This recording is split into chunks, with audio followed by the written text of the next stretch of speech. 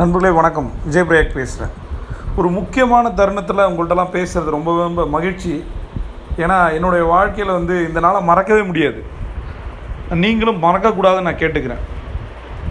எத்தனையோ நாட்களை கடந்து வந்திருக்கோம். நமக்கு ஒவ்வொரு பண்டிகைகளும் நமக்கு சந்தோஷத்தை கொடுக்குது. ஒரு தீபாவளி, ஒரு ரம்ஜான், ஒரு கிறிஸ்மஸ்ஸு, ஒரு நியூ இயர், நமக்கு பொங்கல் எல்லாத்தையும் தாண்டி நமக்கு பர்சனலாக நடக்கிற நம்முடைய பிறந்தநாள், நம்ம குழந்தைங்களோட பிறந்தநாள், நம்ம திருமண நாள், நம்ம அப்பா அம்மாவோட பிறந்தநாள், இது மாதிரி பல விஷயங்களை கடந்து போய் ஒரு நாள் அந்த நாளை சொல்லும் போதே எனக்கு சிலுக்கிறது நண்பர்களே. அந்த நாள் என்ன தெரியுமா? குரு பூர்ணிமா. குரு பூர்ணிமான்னா என்ன, ஏன் இந்த நாள் ரொம்ப சிறப்பு அப்படின்னு பார்த்தீங்கன்னா, கடந்த சில நாட்களாக பல நாட்களாகவும் கூட என்னால் எந்த ஒரு காணொலிகளையும் போட முடியல. தொடர்ச்சியான பயணங்கள். பட் இந்த நாளில் நான் உங்கள்கிட்ட பேசணும்னு ஆசைப்பட்றேன். நான் எங்கே இருந்தாலும் அந்த நாளில் உங்களோட கனெக்ட் ஆகணும்னு நினைக்கிறேன். ஏன் இந்த குரு பூர்ணிமா ரொம்ப முக்கியம்? ஆல்ரெடி நான் பல வீடியோக்களில் சொல்லியிருக்கேன். குருன்னு ஒருத்தர் இல்லை அப்படின்னா நம்மளோட வாழ்க்கையே இல்லை. இன்று நான் உயிரோடு உங்கள்கிட்ட பேசியிருக்கேன்னா அது காரணம் எனக்கு கடவுள் கொடுத்த குரு இல்லை, குருவாய் வந்த கடவுள் அப்படின்னு சொல்லுவேன். அந்த பெண்மணி மட்டும் என் வாழ்க்கையில் வரவில்லை என்றால் நான் எப்பயோ போயிருப்பேன். எத்தனையோ வருடங்களுக்கு முன்னாடியே நான் போயிருப்பேன்.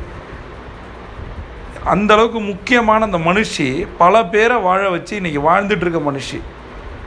ஒரு நாள் கூட நமக்கு ஏற்படுற சாதாரண விஷயங்கள், ஒரு கோபம், ஒரு சின்ன ஏமாற்றம் முகத்தில் மாற்றி நான் பார்த்ததே இல்லை.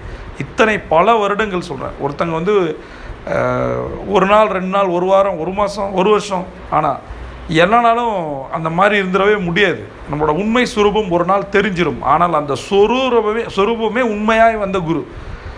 இத்தனை வருட காலங்களில் ஒரு முக சுளிப்பை கூட நான் பார்த்ததில்லை. கோவப்பட்டு பார்த்ததில்லை. ஒரு திமிரா, அகங்காரமாக, ஈகோவோ அவங்க நடந்துக்கிட்டு நான் பார்த்ததே இல்லை. என்னுடைய குரு சொல்லிக் கொடுத்ததை விட அவங்கள பார்க்கும்போது நான் கற்றுக்கொண்ட விஷயங்கள் 1000.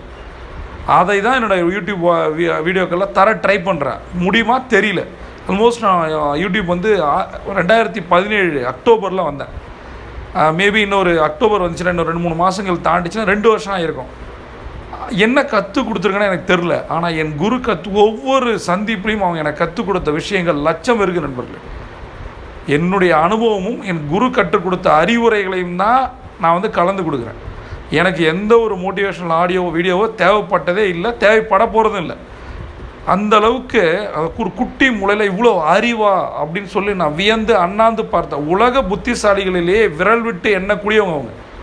உலகத்தின் டாப் 10 புத்திசாலிகளில் ஒருத்தர் அப்படின்னு நான் கர்வமாக சொல்லிக்கலாம். இதான் சொல்கிறேன். என்னுடைய சொத்து, என்னுடைய கர்வம், என்னோடய பெருமை என்னோடய குரு.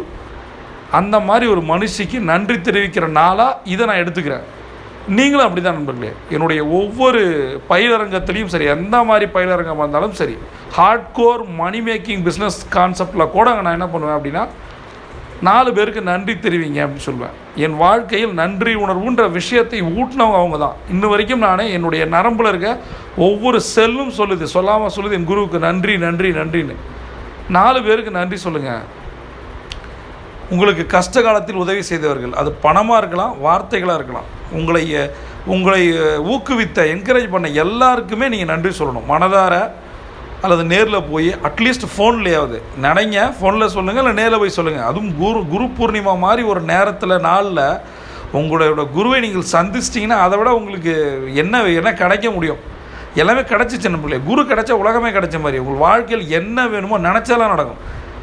2வது விஷயம், உங்களுடைய கற்றுக் கொடுத்த குருக்களுக்கு, ஆசிரியருக்கு நன்றி தெரிவிங்க. அது ரொம்ப முக்கியம். இதை என்னோட எல்லா ஒர்க் ஷாப்லேயும் நான் சொல்லித்தரேன். 3வது, நமக்கு உயிர் கொடுத்த தந்தைக்கு நன்றி சொல்லுங்கள். அவர் இல்லாமல் நம்ம இல்லை. அவர் தான் எல்லாமே. அடுத்தது, கடைசியாக, அன்கண்டிஷனல் லவ் ஈக்குவல் டு இவங்க தான். உரு கொடுத்த அன்னைக்கு நன்றி. இந்த 4 நன்றியை மாற்றி சொல்லும்போது, கடமையாக இல்லாமல் காலையில் எந்திரிச்சு நீங்கள் சொல்லுங்கள். உங்களோட குழுவினருக்கும் சொல்லிக் கொடுங்க. உங்களோட குழந்தைங்களுக்கு சொல்லிக் கொடுங்க. பெரியவங்கள்ட்ட வாங்குகிற ஆசீர்வாதம் அவங்களுக்கு எதிரான எல்லா விஷயங்களும் தடுத்து நிறுத்தும். ஒரு குழந்தை தாழ் பணியுது அப்படின்னா அது ஜெயிச்சிருச்சுன்னு அர்த்தம். அதை கற்றுக் கொடுங்கள். நன்னெறிகளை கற்றுக் கொடுங்கள். பிஸ்னஸ்லாம் தானாக வந்துடும். நன்னெறிகளை கற்றுக் கொடுத்தால் அதற்கு முதல்ல ஒரு அப்பாவும் அம்மாவும், நம்மளோட தாத்தாவும் பாட்டியும் முதல்ல ஒரு குருக்கள். அதை புரிஞ்சுங்க. நீங்கள் ஒரு குழந்தையை பெற்றெடுக்கவில்லை. உங்கள் மூலமாக பூமிக்கு வந்த குழந்தைக்கு நீங்கள் தான் குரு. ஒரு நல்ல குரு, ஒரு சரியான குரு கிடைக்கிற வரைக்கும் நீங்கள் தான் குரு. வாழ்க்கை ஃபுல்லாக வரப்போகிற குரு நீங்கள் தான். அந்த குருவுக்கு தகுதியானவராக மாறிடுங்க. உங்களுக்கு குழந்தைக்கு என்ன வேணுமோ அதை கொடுங்க, அவ்வளோதான். இந்த குரு பூர்ணிமா எதுக்காக கொண்டாடப்படுது? இது வந்து நிறைய காரணங்களால் கொண்டாடப்படுது. யாரெல்லாம் இதை கொண்டாடுறாங்க அப்படின்னு பார்த்தீங்கன்னா, மெயினாக ஹிந்துஸ் கொண்டாடுறாங்க, ஜெயின்ஸ் கொண்டாடுறாங்க, புத்திசமில் இருக்கவங்க கொண்டாடுறாங்க. அந்த புத்திசம் நிறைய பேர் பயங்கரமாக ரொம்ப டீப்பஸ்ட். இது இந்த மாதிரி நாட்கள் அவங்களோட நான் செலிப்ரேட் பண்ண விரும்புகிறேன். நான் என்ன விஷயம் அப்படின்னா, ஒவ்வொருத்தருக்கும் ஒரு கான்செப்ட் இருக்குது.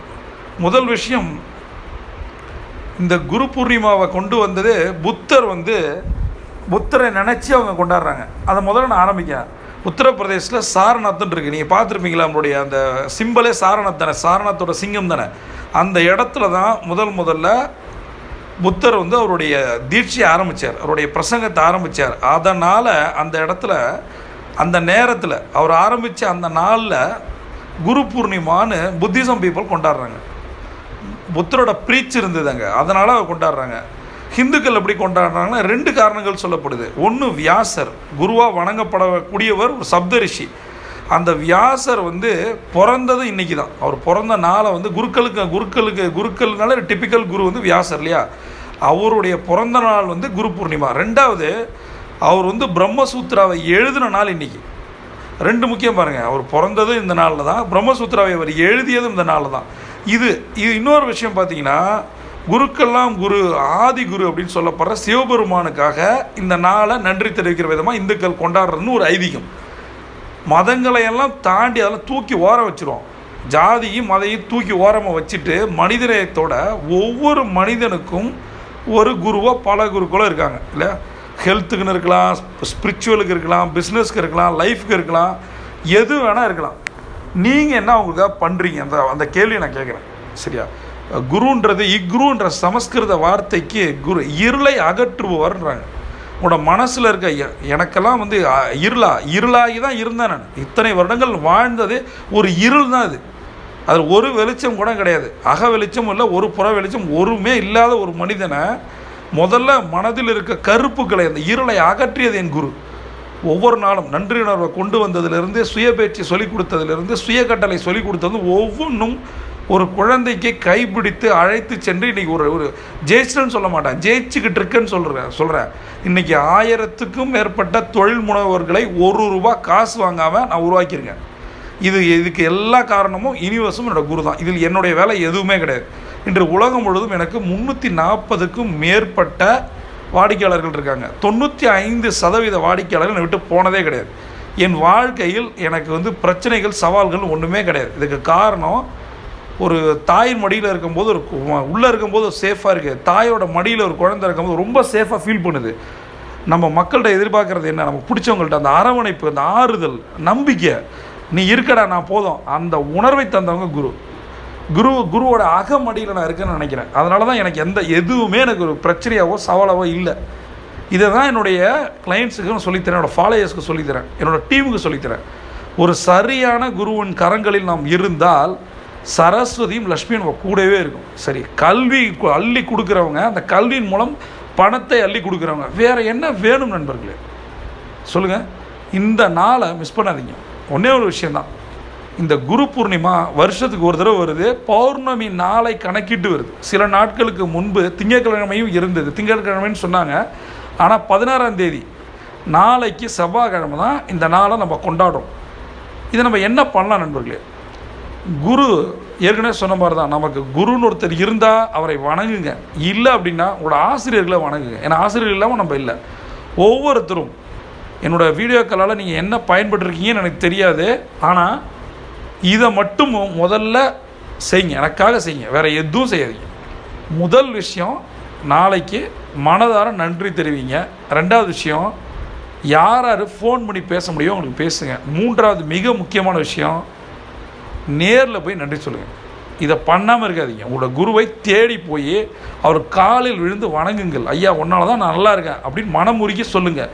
அப்படி போக முடியலையா, தூரத்தில் இருக்கீங்களா, அட்லீஸ்ட் ஃபோன்லேயாவது சொல்லுங்கள். உன்னால தான் சார் நல்லா இருக்கு, உன்னால தான் ஏன் நல்லா இருக்கேன் நான், நீங்கள் நல்லா இருக்குன்னு அது காரணம் நீ தான், அந்த மாதிரி சொல்லுங்கள். குருக்கள் இல்லையா, நீங்கள் கஷ்டப்பட்ட போது உதவி செய்ய நல்ல உள்ளங்களுக்கு சொல்லுங்கள். நேரில் போய் அவங்க கையை பிடிச்சி காலில் விழுந்து நன்றி சொல்லுங்கள். அப்படி இல்லையா ஃபோனில் சொல்லுங்கள். அப்படியும் இல்லையா காலையில் 4 to 4:20 இந்த நாள் ரொம்ப முக்கியம். இந்த நேரம் முக்கியம். அப்படி முடியல, அதுக்கு ஒரு நேரம் இருக்குது நண்பர்களே. அது ஒரு மிக முக்கியமான நேரம் சொல்கிறாங்க.